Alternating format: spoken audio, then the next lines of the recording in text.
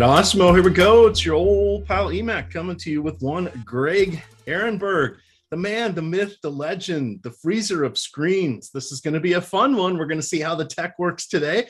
Also, you were on the last show and now you're on the first show. Hardest working man at Awesemo is currently the belt you're holding. What's going on, Greg? EMac 2024, but I'm almost positive Terry works 90 hours a week. So I have to, I can't take claim for anything. Terry, who does, our customer service. If you send a customer service email at like 2 a.m. and somebody responds right away, it's because it's EMac, also news god as well. But I swear Terry, because Terry writes articles, he does shows, he's the hardest working man in the world. That is true. Plus he's the person I send the most chat messages to, keeping him distracted from various things. So yeah, I guess we're going to give that one to Terry. Plus multiple sports. He works in hockey every now and then, in addition to the big three. So many multi-talented fellow there. So we've got 10 games, so we are not going to dilly-dally much. We're just going to give everybody a hot minute here to get in, since we are starting a little bit early today. Just make sure we collect everybody, so we'll take care of a couple things. We are sponsored by Yahoo today, so that is going to be a fun place to play. They have a gigantic $1 million baller for the Super Bowl tomorrow. That should be a lot of fun. They also have quite a few NBA contests for today. If you have not yet joined Yahoo, sign up through the link that is below us here in the YouTube chat. When you go in on that and make your first deposit, Yahoo is going to give you $10 in site credit. And as soon as you enter a paid contest with your own money, not that $10 credit, but your own money, it can be just $1, they're going to send us an email, which we will use to get your contact information and get you 30 free days of Awesemo premium content. Terry's going to take care of that on the back end because he is in charge of customer service. So if you have any questions, just reach out to T McBee, Digital B21 out there on Twitter. Let's see, what other fun do we have today? We've got a ton of shows coming on after us. There are 5 shows coming up. Next is going to be the NHL strategy show. That's going to be with Slim Cliffy and Josh Harris. 12:30, you're going to get Greg again. He's joined by Neil Orfield talking a little NFL strategy at 12:30. 4 o'clock, we have the MMA Live Before Lock with Jason Floyd and Pete the Heat Rogers. And then, of course, the Deeper Dive Live Before Lock combo with Aton and Ryan kicking that off. And then Greg, once again, triple shows today for Greg. He'll be joined by Matt LaMarca, and they're going to give you a bonus 30-minute segment after lock. And then finally, we have 7 videos on demand coming out today covering the NFL Super Bowl. That's just for DFS stuff. That's not the sports wagering videos on demand that are already out there, but that's covering a strategy for 5 different sites. So if you don't have a ton of time, just go to the Awesemo YouTube channel, click on one of those for your site of choice, and they'll usually are going to be 5 minutes or less, giving you all of the goods. Okay, let's start off with our first game here. We have Sacramento. But wait, before we do, we should answer. We got a super chat from Solid Picks who wants us to start right out of the gate with our favorite FanDuel play of the day. And so I have to give this a little bit of an asterisk, because as of right now, the FanDuel build I made, because in the morning, it's obviously never the final build, but I always do put my projections into Fantasy Cruncher, run lineups just to kind of see what comes out. So when I'm doing the strategy show, I have an idea of, if the slate was starting now, who I would play. With that in mind, the guy I have the most exposure to right now on FanDuel is Kristaps Porzingis. He's only 6,500. He's in a new situation in Washington where you look at the players around him and you just have to assume he's going to soak up all of the usage he can handle. The asterisk here is that we don't know if he's going to play or not. He's listed as questionable. We did see the team president say yesterday or 2 days ago that Porzingis is feeling pretty good and they expect him to debut with Washington soon. They're not sure whether it's going to be today or in their next day. But if it is today, 6,500 for Porzingis on FanDuel is just ridiculously cheap. If he ends up being out, the next highest owned player that I have in my build is Kyle Lowry, who remains sub 6K on FanDuel, 5,900. And you look at last game, he scored 53 fantasy points. You know that Tyler Hero's banged up right now. So that's something that gives extra workload to Lowry. So right out of the gate, favorite play Porzingis. If he's out, then it's going to be Lowry. All right, then the one guy I'm going to throw into the mix there, a little bit of a discount dandy here. Montrezl Harrell left Washington, is now with Charlotte. He debuted last night and said, hey, PJ Washington, you want to see what an offensive undersized 5 looks like? Check this out, buddy. Looked pretty solid. I had that game on because I had a fair amount of LaMelo Ball, but the announcers were effusive with their praise for him, and he had 3 dunks It's not usually part of the game we see with Montrezl there, but he was running the break and having a good time. I think he's interesting at 4,800 there. Power forward and center eligible. We know center is usually the best position to find point per dollar plays. And with 20 teams in action on our main slate, there's going to be a lot of options there. But I think he is an interesting play there, at least for now, until other value does appear. Well, we're going to talk Sacramento. We're going to talk Washington. You kind of hit on the Kristaps Porzingis. Let's expand that out just a little bit. So Bradley Beal out for the rest of the season, had wrist surgery. Daniel Gafford is in the health and safety protocol. You mentioned Porzingis. He's going to debut soon. I kind of think it's going to be today, but we shall see. You got Ish Smith and coming back for a second stint with Washington, Vernon Carey Jr. as well. So they are pending trades, completion, physicals, all that fun stuff, but they should be good to go today as well. Sacramento, Mo Harkless is questionable. He has an ankle issue. Sacramento was active in the trade market. They've got Trey Lyles, Dante DiVincenzo, and Josh Jackson. Likely to, at least a couple of them will probably play now that we're 48 hours removed from the trade deadline. One thing that a lot of times people forget is all players involved in a trade have to pass the physicals for all the teams. So even though the trade's been done, we've seen them pull back. We saw that one earlier when they announced it. Everything was good to go with Bol. And then to Detroit, and ultimately that one he didn't pass their physical, so they had to I guess reject, is that the right word? They had to undo that trade, or they never quite finalized it. So those are important things to know. So talk here a little bit about Washington.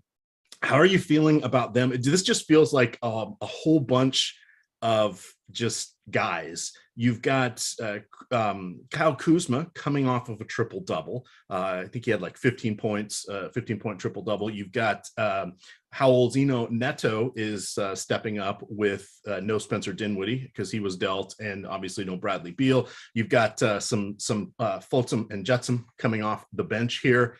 What stands out for you for Washington? Because this is a great matchup for them here. Yeah, so Kings. We just talked about the Porzingis situation. I don't think I need to reiterate it because I just talked about it 3 minutes ago, but I think he's a really strong play on FanDuel and DraftKings if he plays and if he starts. We just don't know if that's going to be the case. And if he does end up being out, then I think we could look to a lot of the same guys we played last game. You know, Kyle Kuzma, he's in play kind of regardless of what happens with Porzingis, but he looks even better if Porzingis isn't able to play. Same thing would go for Kentavious Caldwell-Pope, who last game also was one of those good value plays. The point guard situation is interesting because you just mentioned Neto. He was cheap last game, had a really big game. He's cheap again today, but they just traded for Ish Smith. But that's one of those ones also where also, like you mentioned, we don't know if he's going to play or not. It's gonna depend on whether the physical is passed in time. If we get Ish Smith ruled active today, I assume it's going to be like 24 minutes to Neto, 24 minutes to Ish Smith, and then neither of them look all that appealing. But if Ish Smith is not ready to play for today, then Neto is going to play all the minutes in the world like he did last game, and he becomes a really strong value play. So that's where he gets impacted. The other player that's pretty significantly impacted by Porzingis is going to be Thomas Bryant. Bryant's a really good points per minute fantasy producer. If Porzingis is unable to play, then I assume that Bryant starts and plays a whole bunch of minutes. But if we see Porzingis in, I think that it's going to be Porzingis starting at center, Kyle Kuzma at power forward. That would minimize the role of Thomas Bryant. So basically a lot of moving parts here with unknown status of Porzingis and Ish Smith.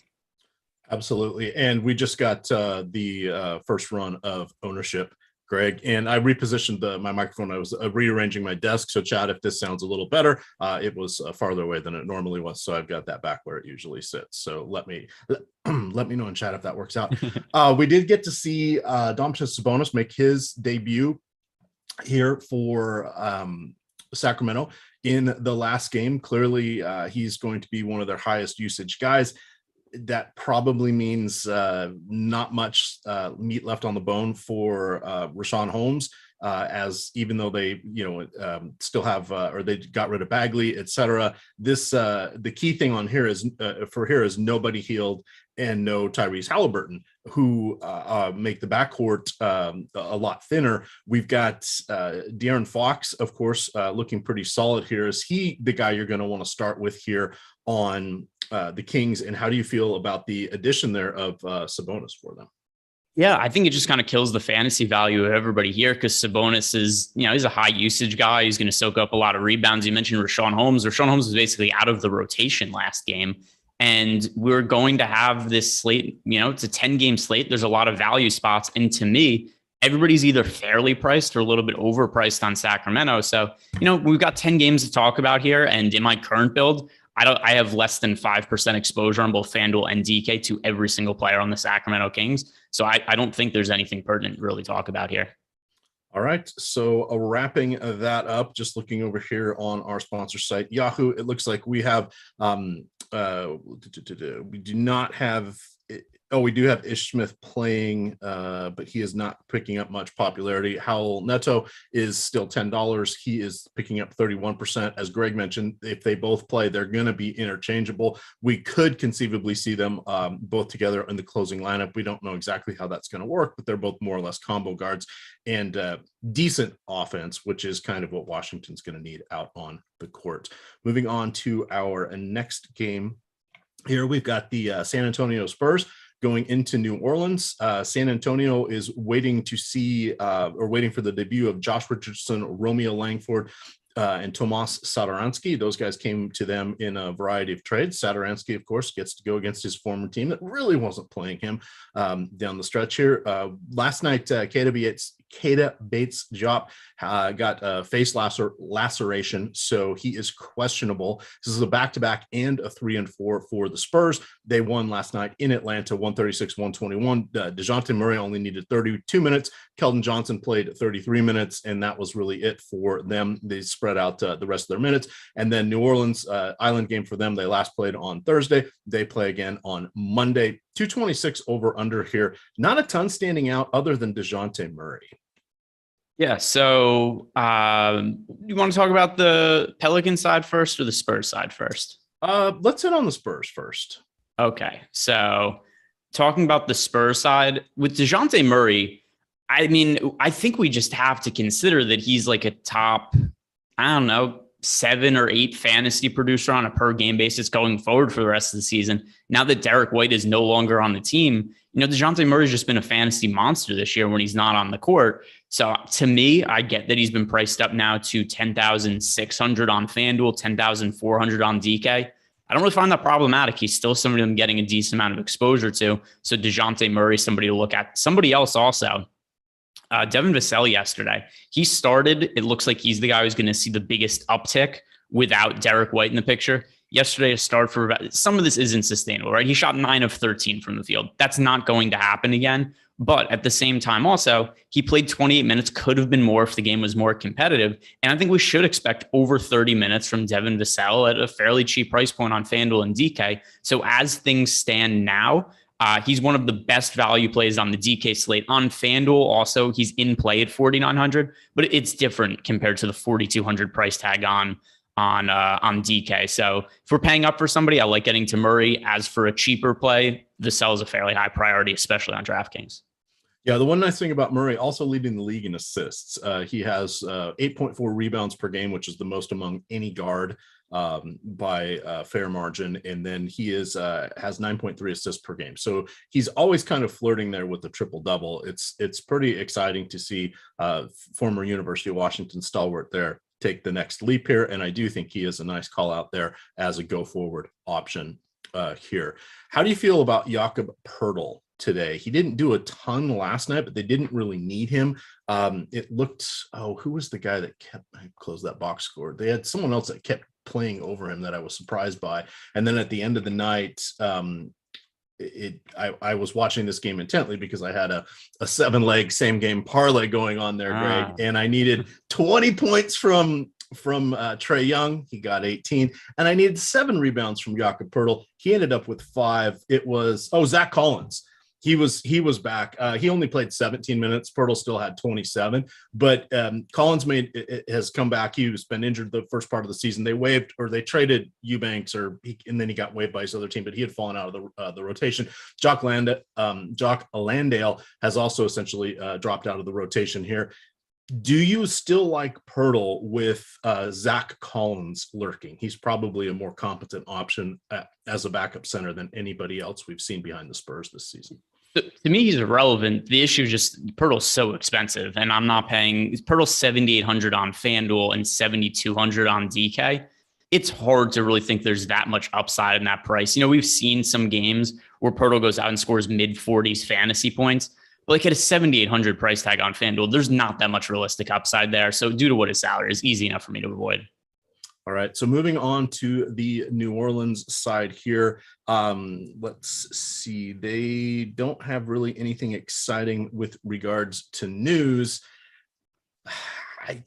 They're kind of there. So they moved out Nickeil Alexander-Walker. They've got a few moving parts here. Does anybody stand out for you on New Orleans? Feels like most of our lineups are going to have one, maybe two sliding in from this game, but it feels like kind of last man in. They're all kind of just a little above average when it comes to points per dollar right now on most of the sites. Does anyone in particular stand out for you? Yeah, so Jonas Valanciunas and the swap of Josh Hart for CJ McCollum, here's really what happens.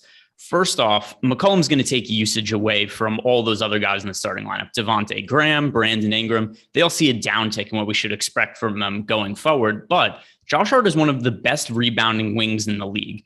And now you're taking him off the court. I have to assume going forward, the Valanciunas, who, is already a pretty strong rebounder, that's going to be an uptick in rebounding rate for him without Josh Hart on the court. And Valanciunas has seen a pretty big decrease in his salary as of late. So Valanciunas is $7,500 right now on DK. That is the cheapest he's been since, I'm scrolling back through but since the first week of the season this is the cheapest Valanciunas has been. And then on FanDuel, he's $6,900, which might even be his cheapest salary since the first week of the season. So we got Valanciunas salary down, and the opportunity seemingly is better because we're taking one of the best rebounders on New Orleans out of the situation. So I really like Valanciunas on both FanDuel and DK today. In the build I have right now, he is my most rostered center other than Porzingis on FanDuel because he has center eligibility, but probably most of those lineups have him at power forward as opposed to center. But I really like getting to Valanciunas at $6,900 on FanDuel and $72 on DK. Nobody else is really appealing because of the CJ McCollum situation. So I'm looking at NBA Wowie right now for the on-off, the Wowie with or without you. Did you know that's what it stood for? Yes. I did not know that till a couple of years ago. So in any event, Jonas Valanciunas with this is why I think this seems to be broken. He just has a 20.4 rebound percentage if I have him by himself, if I have him with Hart, or I have him without Hart.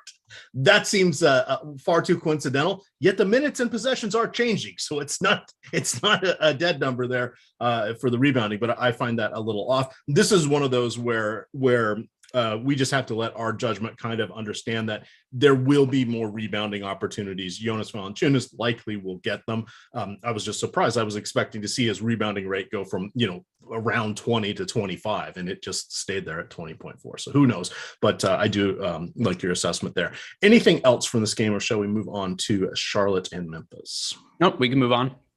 Memphis coming into this one, they are 4.5 point favorites. This one will be in Queen City. That is, of course, Charlotte, 235.5 over under. For Memphis, they will be without Killian Tilly. He's missed the last 2 games with a back injury. Xavier Tillman has missed the last 2 games with a leg injury. Charlotte is going to be, of course, without Gordon Hayward for the foreseeable future. He suffered an ankle injury that's going to knock him out.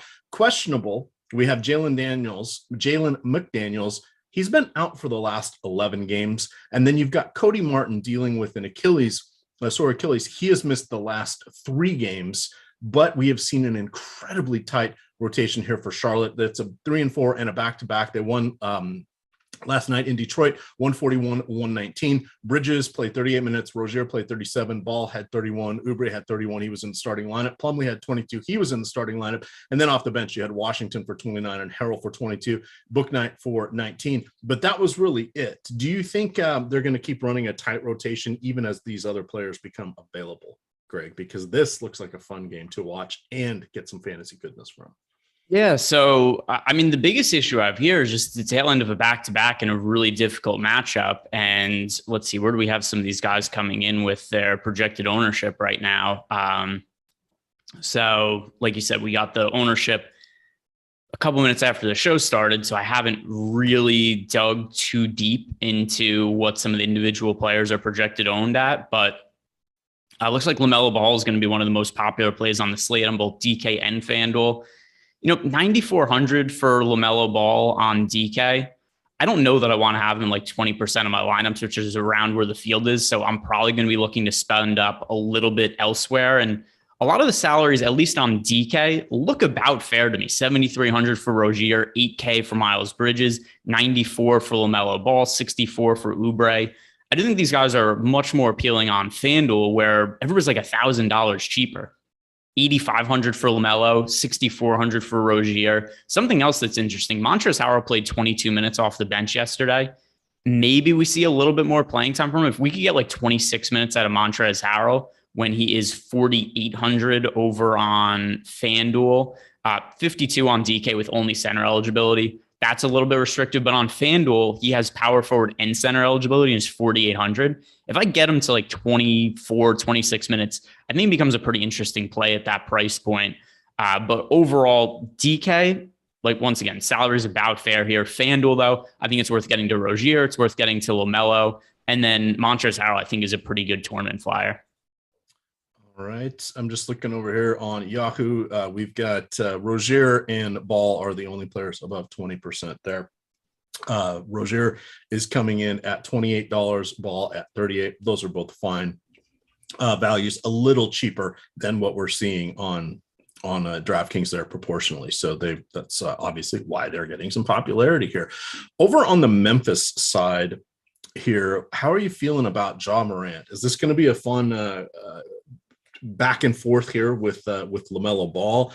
And just what kind of jerks are the Morris brothers? That's all I gotta say. What is the relevance of the Morris brothers to that? Because they like to foul people, but they're not in the game. Sullen and surly. But Ja Morant, he could have died. Yeah, but that was like Twitter. 3 weeks ago.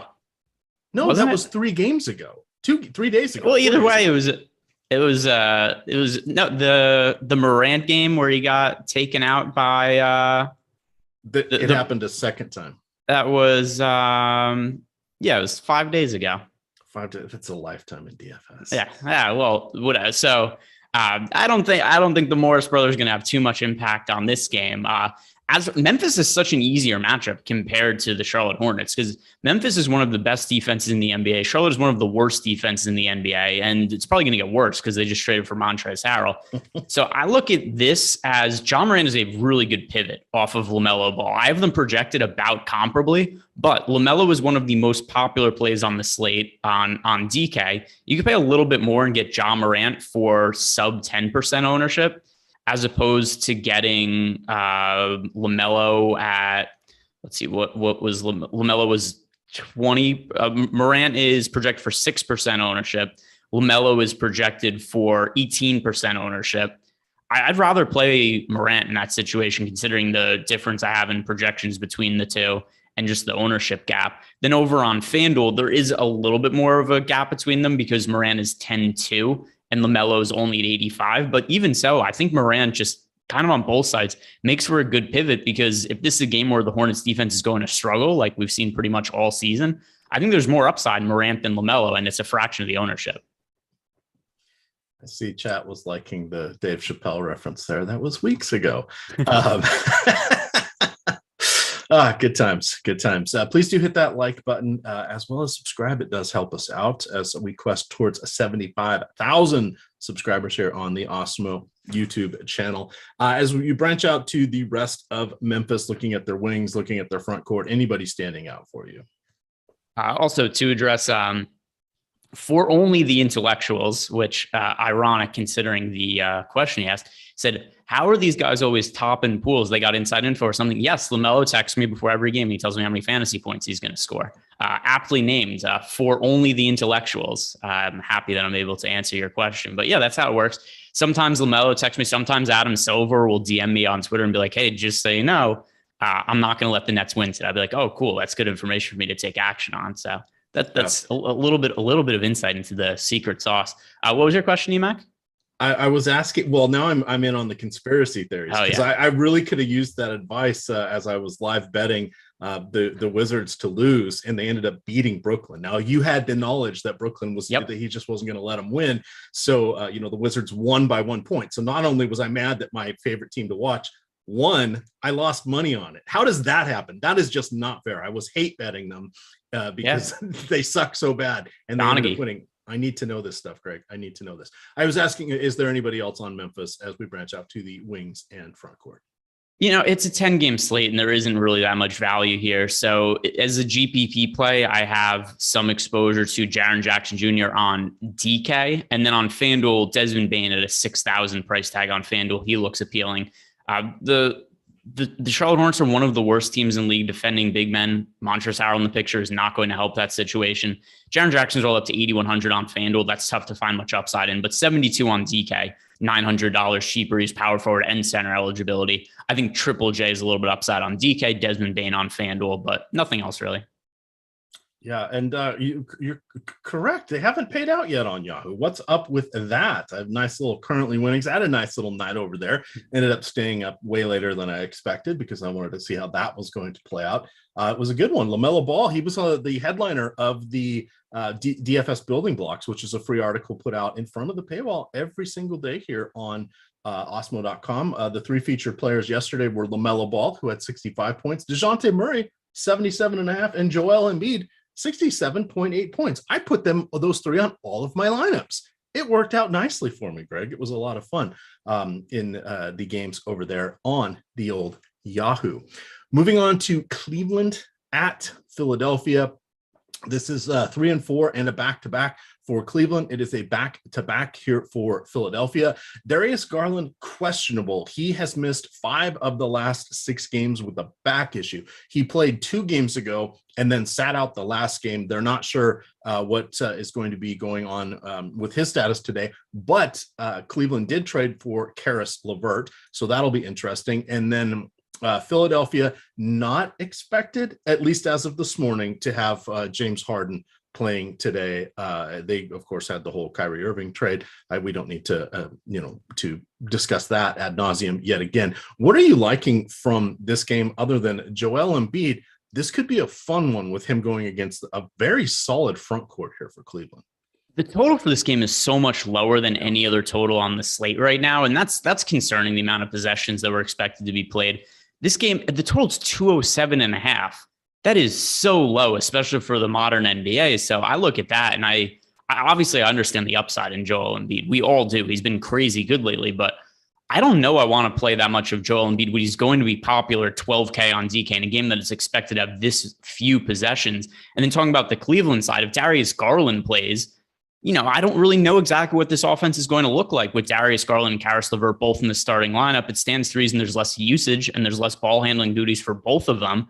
And I think Garland is going to end up playing today. So Cleveland to me looks like a team to avoid. On the Philly side, on FanDuel, it's going to be hard to get away from Joel Embiid just because he's so much cheaper than he is on DK. But I'm still underweight to the field on him in the current build I have right now, and I don't have much interest in the ancillary pieces. So DK, if you have the space to pay up for Joel Embiid, it's not the end of the world, but it's not a priority for me. And then once again on FanDuel, I'm going to be underweight to him. I'm really concerned about the pace in this game and the projected total. No, and that makes a lot of sense here. And sometimes with a lot of games, we will be able to just sort of not necessarily cross these games out, but the projections will sort of take care of it for us on a point per dollar basis. And, if you're hand building, you're going to look at Embiid, but you're going to realize there's a lot of other good center plays tonight. And Cleveland is a pretty solid matchup there with Jared Allen, Mobley, and let's exclude Kevin Love. But Kevin Love is at least somebody that occasionally can battle for rebounds if he's feeling like it on that one. Let's get on to a game that's a little more fun here. We have Denver at Toronto. Toronto, questionable is Fred VanVleet. We're going to start calling him, well, I've always called him this, but we have to agree. He is now Fred Van Elite, right? I mean, he made the All-Star game. He goes from not starting essentially his first 2 years, undrafted after 4 years at Wichita State. Go Shockers, right? And then you've got, we're going to get in trouble for that one, aren't we? And then we've got, save me from myself.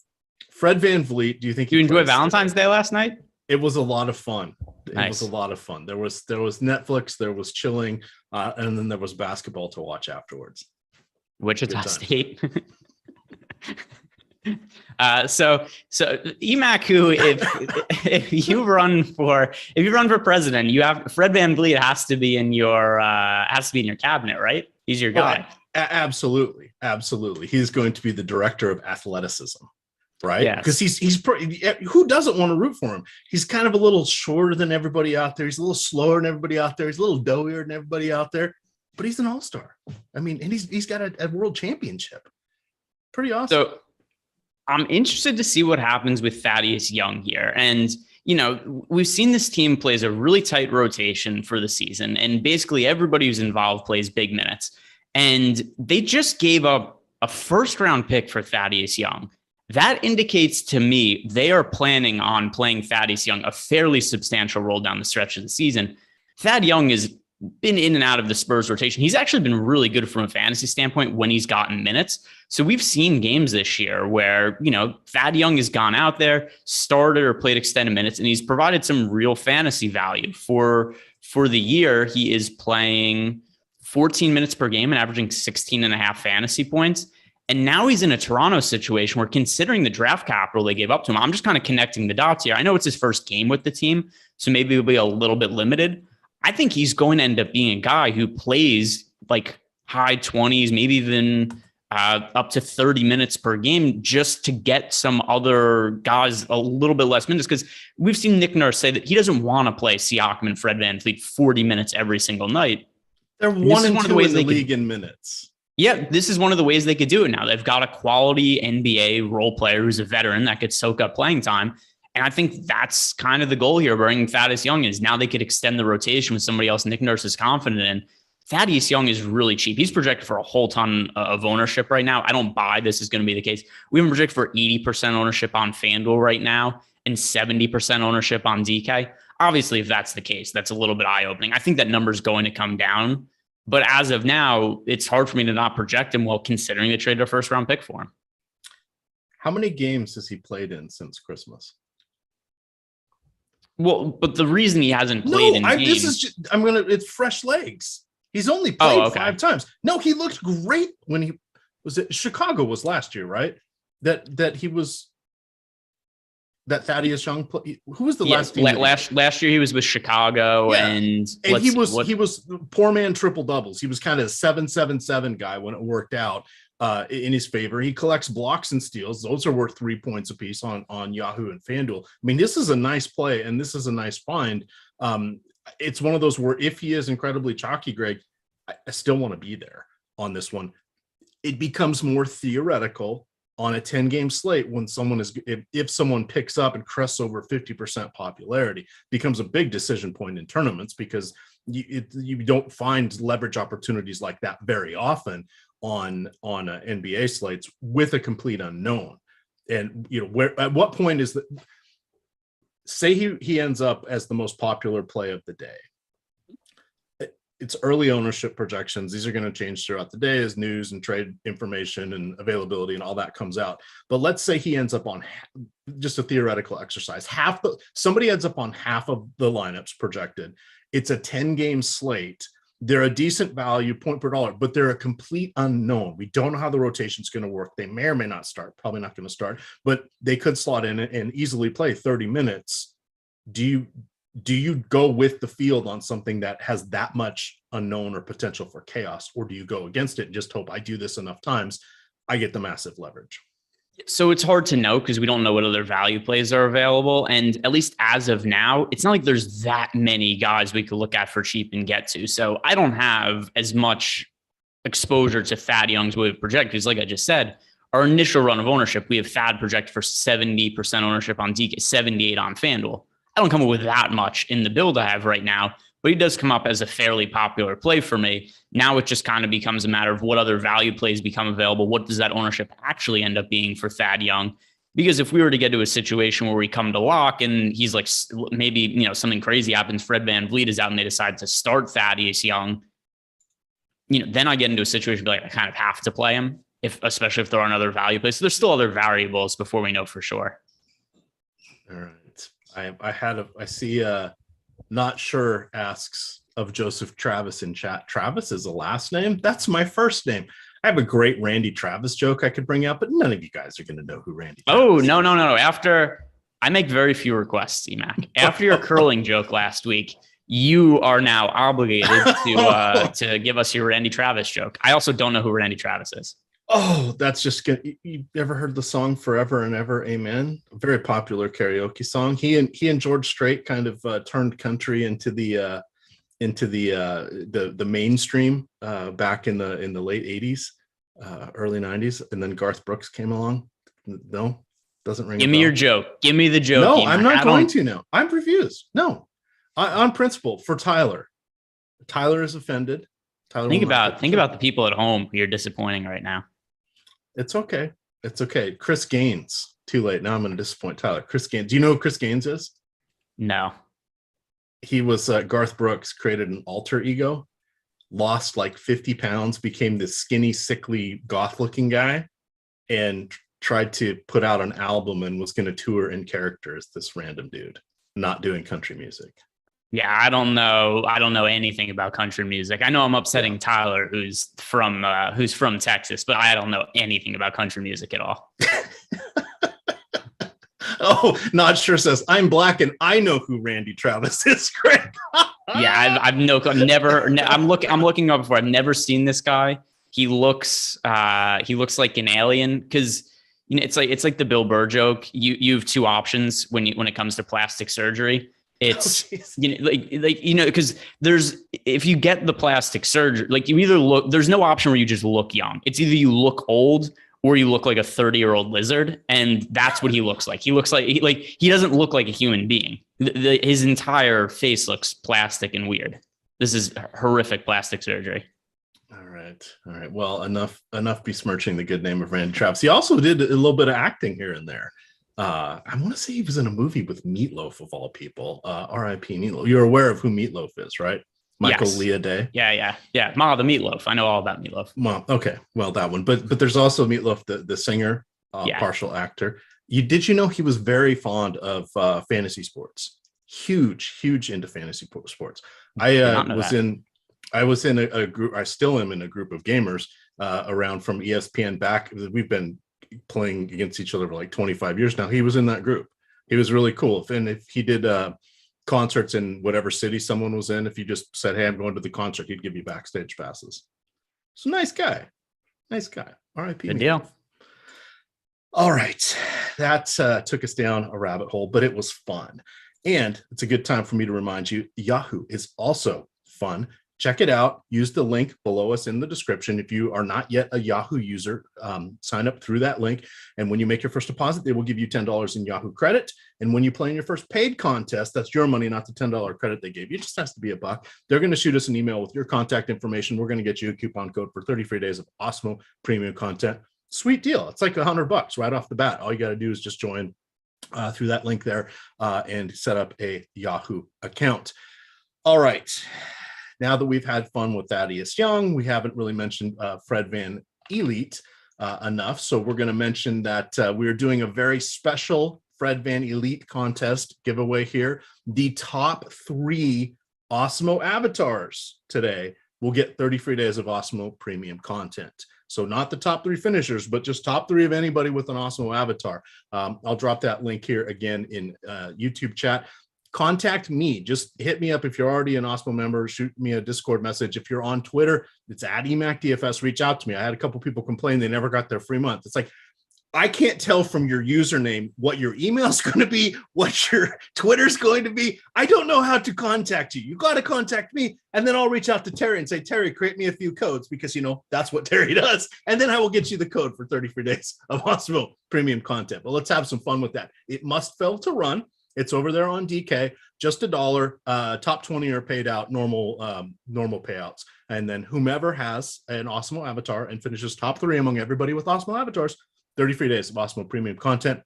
Of course, we also have the Awesemo Hall of Fame and all that other fun stuff, but we'll talk about that at another time. Back to focusing on Toronto, and then somehow, of course, we got to talk about Nikola Jokic here. But Toronto has 4 of the top 5 guys for minutes. Gary Trent Jr. is the only one not there. James Harden is the only member of the top 5 in minutes per game this season who is not a member of the Toronto Raptors. Even if Thaddeus Young is going to play 25, 30 minutes tonight, it's probably going to be Chris Boucher that is the odd man out for these sorts of things. Maybe a little bit less time for Precious Achiuwa, etc. I don't think it's going to really impact the big four.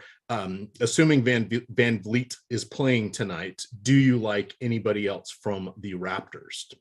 No, not really. It took a while for it to happen, but the pricing is kind of finally there for these guys. So Fred VanVleet would be the most appealing to me on DK, but Pascal Siakam, who all of us have rostered a whole bunch in some of these games where the Raptors have either been shorthanded or just some of these games recently where he's had to play a lot of minutes even with everybody in. He's 10K with only center eligibility on DK.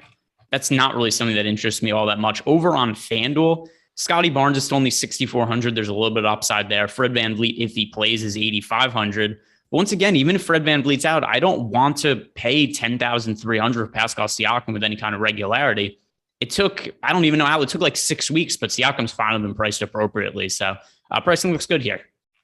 All right, going to Denver now. The main guy that we're going to continually look at, of course, is going to be Nikola Jokic. We've got pretty much everybody but Giannis on this slate of all of our top fantasy point per minute guys. We've already covered DeJounte Murray.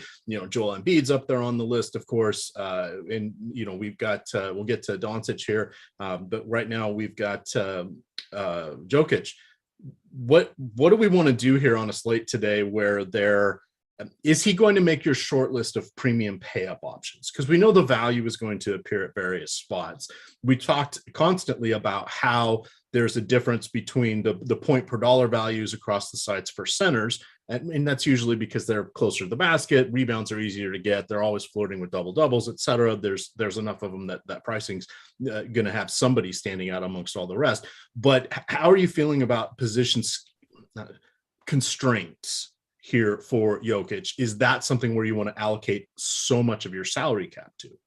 Yeah, so as of now, I'm not really getting to him all that much. Jokic has played well recently, but not like, it's not like he's putting up 70 fantasy point games, but, yesterday he puts up a triple-double. He scores 65 fantasy points. Good, not killing anybody, but it also wasn't totally necessary. And at least as of now, we don't have a crazy amount of value to get to, which does make it a little bit difficult for me to get to a whole bunch of Jokic in my lineups. So for at least as of now, I view him as a slightly neutral to a little bit overvalued play because once again, just the salary constraints makes it hard to get to him. And I talked about some other centers that I already like, like Jonas Valanciunas, for instance. He's my number one priority at center over on FanDuel, and you can't play multiple centers there. So it's becoming a little difficult for me to really jam in Jokic right now. And I've jammed in Jokic for a lot of the season. So at least as of right now, not a priority for me.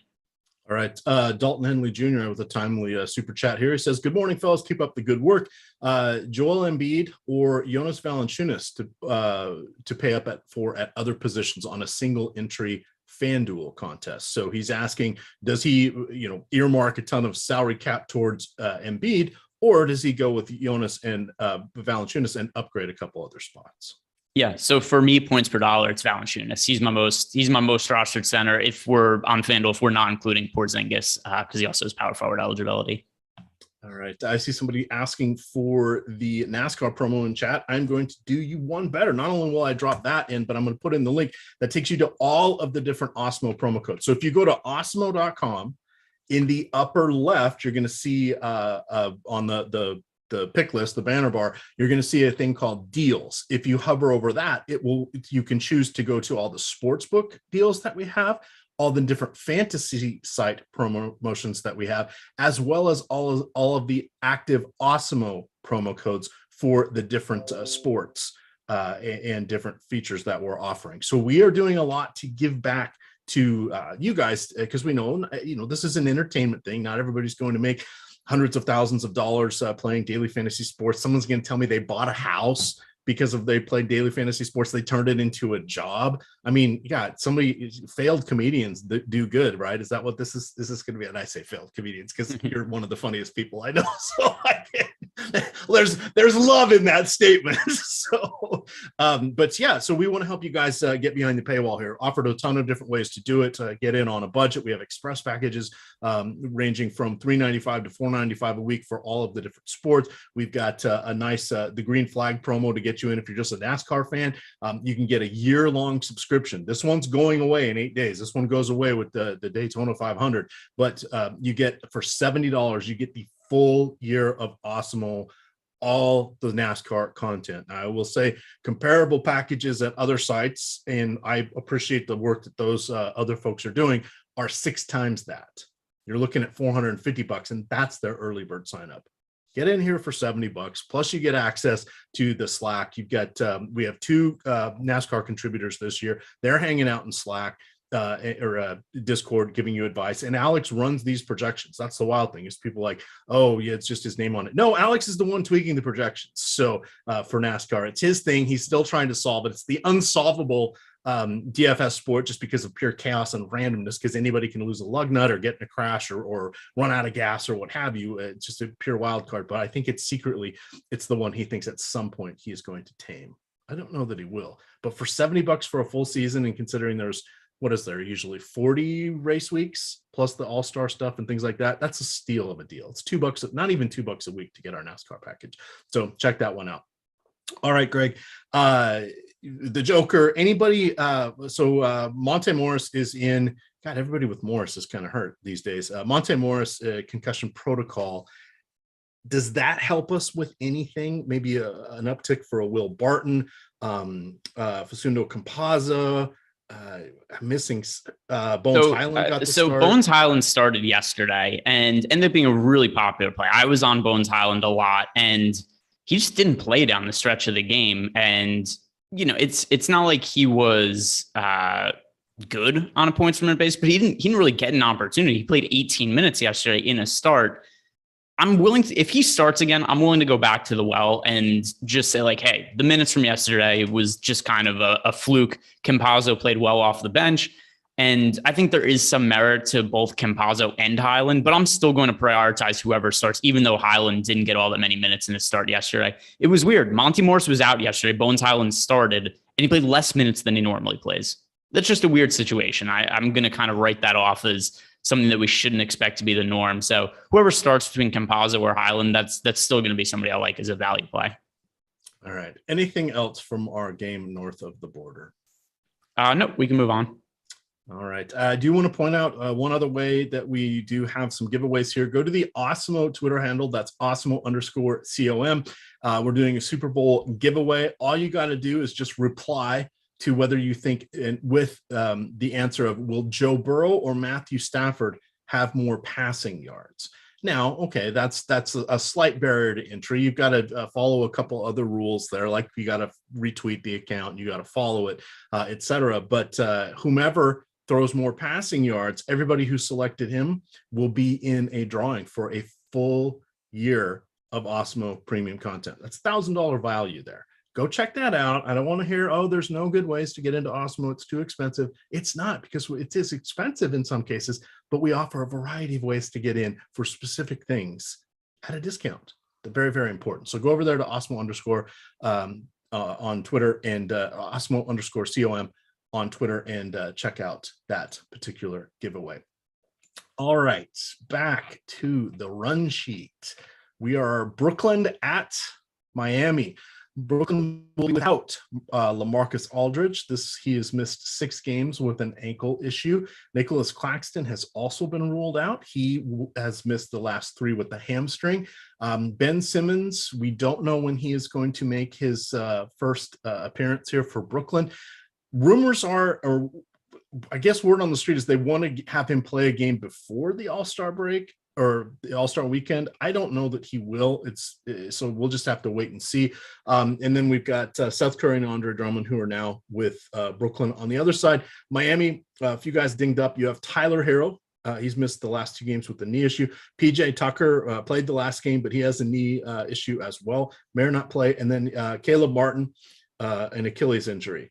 Has anybody ever seen Caleb Martin and Cody Martin in the same place at the same time? Yeah, they played college basketball together. Chance. How are they both out right now with left Achilles injuries? So we that see that is weird. Is this like a twin? Like, yes, ow, I hurt, and across the country, the other twin says, "Ow, I hurt." Is that what's happening here? Yes, and we see with the Morris brothers. We see with the Morris brothers all the time too. How many times have they both been hurt at the same time? It's happened constant throughout the course of their career. So, yeah, some sort of weird twin connection there. What if it was triplets? Like then all three of them would get hurt at the same time. Like the Porter Juniors, Otto Porter Jr. and Kevin Porter Jr. They all are hurt at the same time. They're all always hurt. That's so weird. How do you have three people named Porter Jr. that aren't related? Well, Porter's a fairly common last name. But I don't think that's a joke, EMac. That's just a observation. Porter Jr. 3 in the NBA at the same time. But no. That's the Randy Travis joke was worse than that. So but that wasn't even a joke. You're just like, how many Porter Juniors are there in the NBA? 3? Why is that a joke? That's just an observation. That's just a general statement. There are people named Porter Jr. in the NBA. What was your style of comedy? Were you an observational comedy person? Is that why you're kicking my ass? It's honest. So people will say, I'm curious. Now I'm genuinely curious. I've never asked. So people be like, oh, go do it. It's really not that much different than what I would do on, like, when I'm sitting here making fun of Eric on shows. It's not that much different from that. I would go up and I didn't really have set jokes or anything like that. I had some stories I would tell, or like bits I would do, or stuff I'd want to talk about. But for the most part, I'm just, kind of shooting the shit and doing crowd work. And I go up and people be like, hey, could you, we need to do 30 minutes. Could you feel like, I don't care. Yeah, I'll do whatever time you need me to do. So it was never like, it wasn't that structured. All right. One last comedy question. Did you ever run into Blender, to Jordan? Yeah. I've done his podcast. No, but did you guys know each other or did your comedy club days overlap? No. He's significantly older than me. So like he was, and that's not even meant to be disparaging. It's just a fact. Because I'm older than him, Greg. So be careful now. But you also, that's like you asking me like, oh, did we go to high school together? Like we wouldn't have gone to high school together. It's the same idea. Okay. All right. There was chat did say they laughed. There you go. So handful of people get my jokes. I appreciate that. Well, they appreciate my jokes. Maybe I think everybody gets my jokes. Not that hard. Appreciating a different hurdle to clear. All right, back to Brooklyn at Miami here. 219.5 over under. Brooklyn 10.5 point underdogs. Brooklyn plays 5 of their next 9 on the road, so that means we're going to see Kyrie Irving just 4 times. Unless, he decides to get the jab. Is today a day to play Kyrie Irving? You thinking a little bit about Jimmy Butler here? Does Andre Drummond play? Does that muck anything up? This feels like a nice situation for Bam Adebayo, yet another center option we have. What are you looking at from this game? I think we just need more information. It's one of these ones where it's so early in the day, and it's one of these things where I tell people, like the video, subscribe to the YouTube channel, check out the deep dive and live before lock later in the day, because on the net side of the game, we don't know if Andre Drummond or Seth Curry are going to play. That's obviously massively impactful. But then on the Miami side, we don't know if Tyler Hero or PJ Tucker or Caleb Martin are going to play. So those are also 3, pretty core pieces. The one thing I'll say for sure, I'm going to like Kyle Lowry on FanDuel. 5,900 for Kyle Lowry on FanDuel. Really favorable price point. I want to be on that. But as for the other guys, I like Jimmy Butler more if Tyler Hero's out. And I don't know if Hero's going to be out or not. Same. There's extra minutes for Jimmy Butler if Hero and Tucker don't play, and Caleb Martin as well. So it's just going to depend who's in or out and kind of wait and see. I don't have good enough information here. Andre Drummond could start for the Nets. If he starts, great play at center, because as much as I don't like him as a real life player, for fantasy purposes, he's good when he's out on the court. We just don't know if he's going to start. We don't even know if he's going to play. I need more info here. Okay, fair enough. Caleb McLean, watch this one. He thinks I'm the bomb. I like that. Yeah, that is absolutely what he said. It's what he said. That's what he said. I'm gonna hang that one on my wall. 4 games to go, 20 minutes. We got this. Coming up after us, of course, we have the NHL strategy show. We have the MMA live before lock. In between those, Greg and Neil Rich Guy Orfield are going to be talking a little Super Bowl strategy. And then, of course, as Greg mentioned, we've got the deeper dive and live before lock for the NBA with an extra 30 minutes going after lock. Oklahoma City at Chicago. Of course, Shai Gilgeous-Alexander is out with an ankle injury, as is Aaron Wiggins. Derek Favors and Mike Muscala, one of them will probably play tonight. It is a back-to-back, but we'll have to see. Excuse me, Chicago, the only thing they have is they're also on a back-to-back, so they have Zach LaVine is potentially questionable for rest. This one's going to be a laugher. Someone probably gets the day off for Chicago, maybe two somebodies. We'll have to see. Last night, Dosunmu played 42 minutes. DeRozan played 38. Zach played 37. Vooch played 35. It's also a back-to-back for OKC and a 3-4. They lost to Philly last night at home. The only people that played a ton of minutes there were Baisley played 34 as a starter, and Pokusevski played 30 off the bench. They're just kind of sharing the minutes everywhere there, but their prices are appropriate for that. But the minutes, very concerning because we don't know who's going to get what. Starting off, I usually like to start with the visitors, but let's start off with the home team. You suspecting at least someone sits tonight for the Bulls? I don't know. Maybe. Obviously, if they do, and you would think there's a decent chance either Vooch, DeRozan, or LaVine sit. If that does happen to be the case, then the other two benefit. Also, if it's either DeRozan or LaVine that don't end up playing, then I think we could look at Kobe White as a much better play in the backcourt. As is, though, Kobe White is $4,400 on FanDuel. That's kind of a player price. That's a playable price point no matter what. Yesterday, he played 29 minutes coming off the bench, even with Dosunmu in action. He ended up scoring 33 fantasy points. So I think for FanDuel purposes, we could consider Kobe White kind of no matter what the situation is. Different from over on DK because he's 5,500. I just don't really want to play Kobe White at 5,500 if everybody's healthy. But as for the other guys, Dosunmu has been really good, and it kind of seems like he's going to play big minutes no matter what the situation is.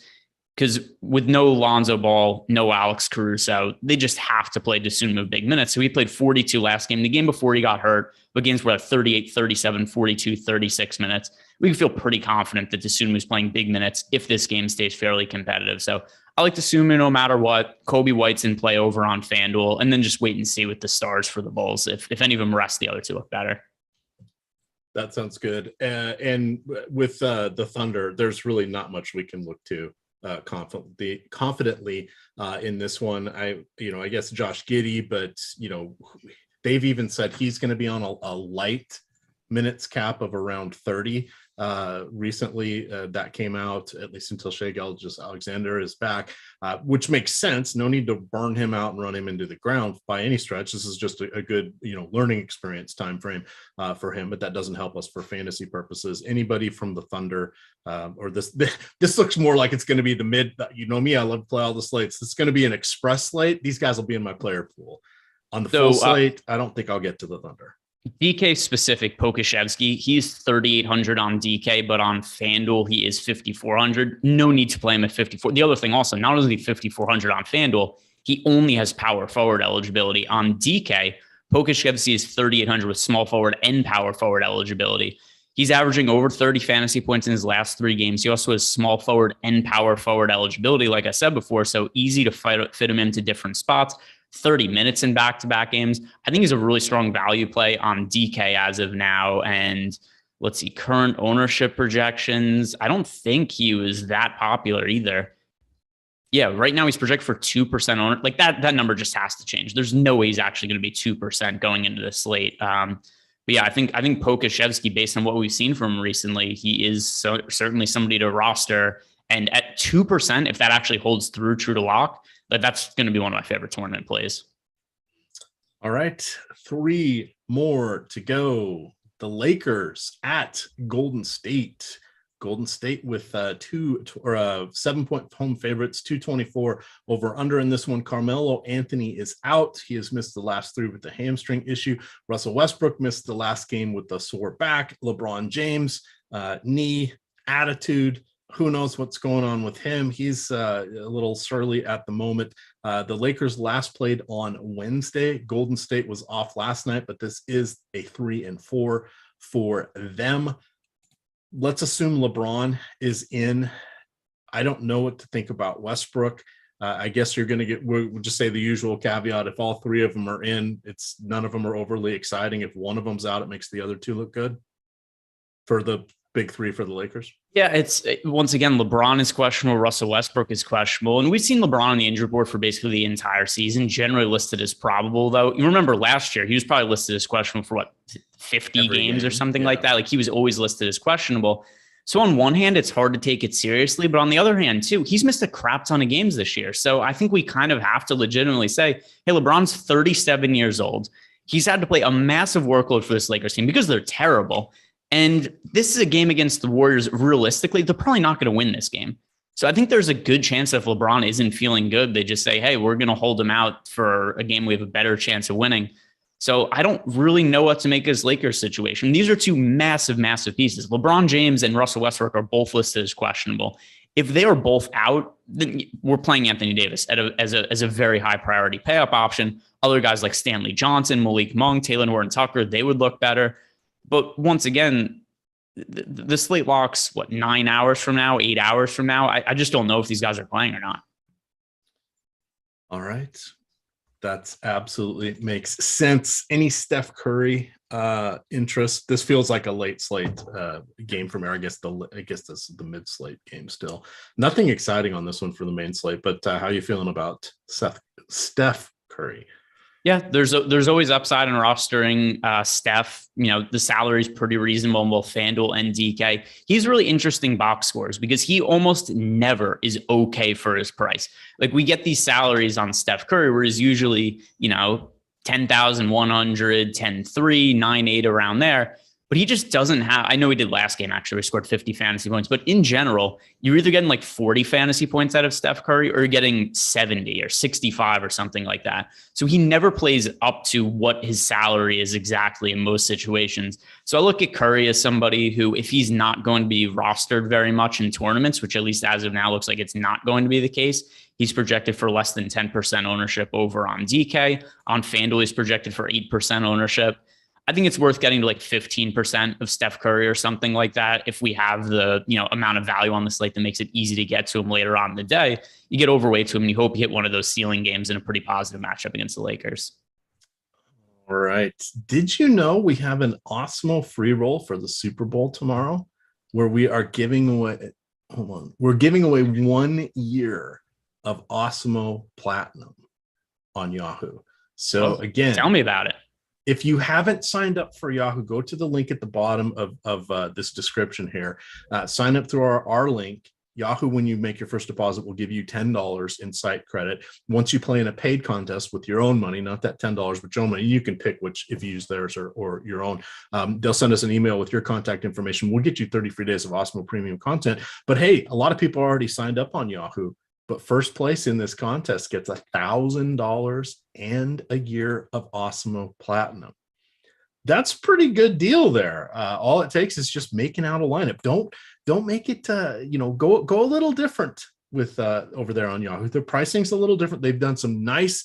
It's not an easy one here for the Super Bowl. They've made it so there's going to be some differentiation in lineups. I'll be putting out a Yahoo article later this afternoon, breaking down different ways to look at their Super Bowl contests here. But wow, that is a pretty good deal. You guys definitely want to check that out. And then I just dropped the link in again for the Fred Van Elite Fan Club. That's just $1. 3 out of the 100 people are going to get 30 free days of Awesemo premium content. All you got to do is finish top 3 with an Awesemo avatar. If you end up finishing 97th, 98th, and 99th, and you're the only 3 with an Awesemo avatar, you're going to get 30 free days of Awesemo premium content. 3% chance for an Awesemo month of premium content. And people are like, oh, I don't want to play in that game. There's all sorts of sharks in the game. I'm in that game, and I have to play Fred VanVleet. You guys don't. That was a fun gimmick when it started, when he was coming off the bench, and sometimes he wouldn't play. Because he'd be questionable or whatever, and I would lose. Now he's an all-star, Greg. Now he's an all-star. What a journey. The come up. What a journey. All right, 2 more to go here, and then we're going to get out of here so they can do the NHL strategy show. The Los Angeles Clippers at Dallas Mavericks. Kind of another not overly exciting game here for fantasy purposes. Clippers are 6.5-point underdogs here, 214 over under in this game. Norman Powell recently acquired by the Clippers. He's dealing with a sore toe. Dallas will be without Marquise Chris. He's got banged up his knee in the last game. And then they are likely to see Davis Bertans and Spencer Dinwiddie make their debuts tonight here for the Mavericks. That's going to crowd things there for Jalen Brunson, for Dorian Finney-Smith, etc. Luka looks phenomenal as always. Dropped 51 fantasy points or 51 NBA points in the last game. Sort of a celebration of, hey, it's my team officially now. We'll have to see what happens here. Is there anything standing out for you on this game? It just feels like you need more information, or do you have a nugget for us here? I mean, so with the Clippers, it's just a really deep rotation. They don't have any real standout play. Like who would you say right now? You look at the Clippers roster. This is a legitimate question. Who do you think is their best player now? They're a very good team. Well, not very good, an overachieving team. I think Ty Lue's a really good coach.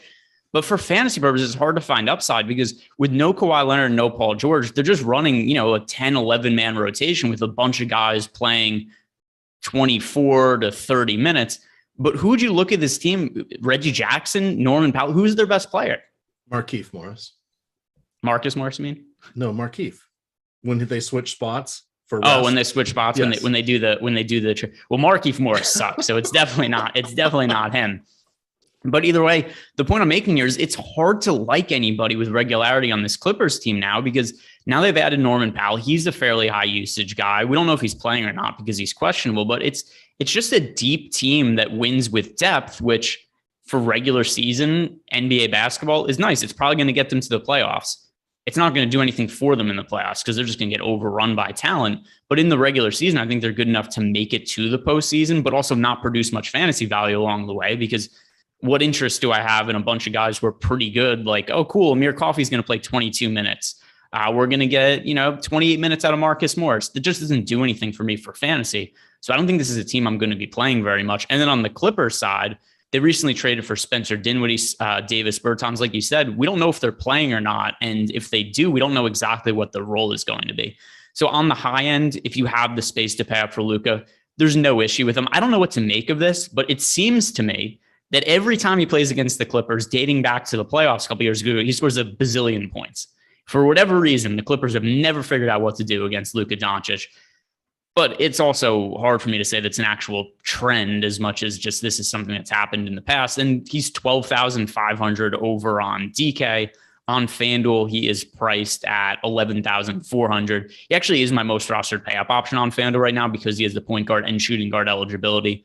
12.5 on DK. That makes it hard for me to go out and say I want to play all of the Luka. FanDuel at 11,400 though. I do think he's a really high priority pay up option. But at least as of now, nothing really stands out until we know what's happening with Dinwiddie and Bertans. In his last 8 regular season games against the Clippers, Luka has had less than 40 fantasy points once. He has had 60 or more 4 times. So half the times he's gotten 60 or more. Interesting call out there. He's played some heavy minutes in some of these, but the 51 fantasy points or 51 NBA points, that was what we saw in the last game. Oh wait, is this one in Dallas? Oh, this is one of those rare same city back-to-backs with the day off. Okay, scheduling quirk. All right, one more game to go. Orlando Magic played last night, lost to Utah, so back-to-back for them. Moritz Wagner is out. He's missed the last 2 with rib injuries. Phoenix has been without Landry Shamet for half a dozen games with an ankle injury. Cameron Payne has missed the last 10 with the wrist injury. Let's see. Orlando, as I mentioned, it's a back-to-back for them. They play again on Monday, so that'll be a 3-4 for them. And then Phoenix, this is a true island game. They played on Thursday. They don't play again until Tuesday, but they should easily dispatch the Magic today. Hard to get a good read on what we want to do in this one. Anything from Phoenix? I don't do this too often, but the spread in this game is 16 points. I feel like we could just write this game off to a blowout unless Phoenix looks at this game and they say, we are massive favorites. We have the All-Star break coming up. Maybe they just want to give somebody the weekend off, whether it be Devin Booker, Chris Paul. I think there's a chance they rest somebody just because they're so likely to win this game. And, Chris Paul, older, I understand the injury issues seem to be behind him. And he attributes that to he changed to a vegan diet and apparently cleared up a lot of his inflammation. And he's not gotten hurt basically at all ever since he changed his diet. He used to get hurt all the time. But that aside, they're playing him massive minutes. He's older for a point guard now. I wouldn't be shocked to see him rest today. As things stand now, though, I'm just kind of writing this game off as a blowout. I don't think it's all that likely it stays competitive. But we have been told you cannot win a DFS tournament without players from the last game of the night. This is the last game of the night, Greg. Well, you can have the guys from the early game score more fantasy points. No, That's so not true. No, I no. Show me a single contest where somebody's won it without players from the last game. Well, let's see. What was yesterday's games? Utah and Orlando. Yeah. So, all right. I'll show yesterday. Yeah. A game that was a blowout that you did not need. I had a player from that game in my Yahoo lineups, which still hasn't paid out yet. So for those of you wondering, Yahoo's aware of the issue. They're working on it. I don't know what the issue is, but just pay the man his money, right? Isn't that what we do? Pay the man his money. The John Malkovich and Rounders. Any final thoughts on the slate today, Greg? Anything else you want to impart? Not at all. A lot of 10 games, a lot of moving parts, a lot of guys that are questionable, still some trade guys that we don't know are going to make their debuts or not. Like the video, subscribe to the YouTube channel. Going to want to be back later on the day when we have more information for sure. All right. We do have, I'm going to say it one more time, drop the link in chat, the Fred Van Elite Fan Club. I have to play him. You don't. Top 3 finishers with an Awesemo avatar. Get 30 free days of Awesemo premium content. You finish top 3 in any contest with at least 5,000 entries or more. You can qualify for 30 free days as well. Doesn't it seem a little easier, though, to get a 3 in 100 chance here of getting 30 free days just by having the Awesemo avatar in my contest? Jump on in that one. If you are one of the people who wins, reach out to me on Twitter or in Discord. I will get you a code to get you 30 free days because I have no idea what your email is based upon your DFS screen name. Just no chance. Even my email doesn't match my DFS screen name.